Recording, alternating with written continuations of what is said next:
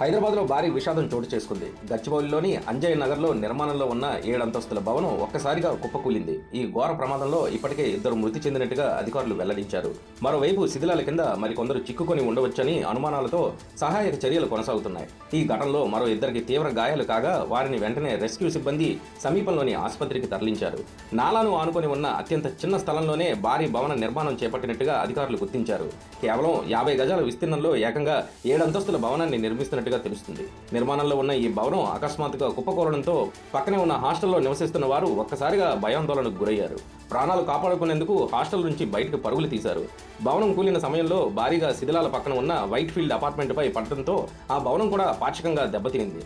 శిథిలాల దాటికి అపార్ట్మెంట్ గోడలు ధ్వంసమయ్యాయి. ఫ్లాట్లోని ఫర్నిచర్, ఇతర సామాగ్రి కూడా భారీగా దెబ్బతిన్నట్టుగా తెలుస్తుంది. ఒక్కసారిగా భవనం కుప్పకూలిపోవడంతో అపార్ట్మెంట్ వాసులు సైతం తీవ్ర భయంతో ఇళ్ల నుంచి బయటకు పరుగులు తీశారు. తమ ఇళ్లలోని వస్తువులు ధ్వంసం కావడంతో బాధితులు తీవ్ర ఆగ్రహం వ్యక్తం చేస్తున్నారు. మరోవైపు కూలిన భవనాల శిథిలాల కింద మరో 3 కార్మికులు చిక్కుకుని ఉండే అవకాశం ఉందని DRF సిబ్బంది అనుమానిస్తుంది. దీంతో భారీ శిథిలాలను తొలగిస్తూ కార్మికుల కోసం ముమ్మరంగా గాలింపు చర్యలు చేపట్టారు. సహాయక బృందాలు నిరంతరం శ్రమిస్తూ శిథిలాల కింద ఎవరైనా చిక్కుకున్నారా అనే విషయాన్ని గుర్తించే ప్రయత్నం చేస్తున్నాయి.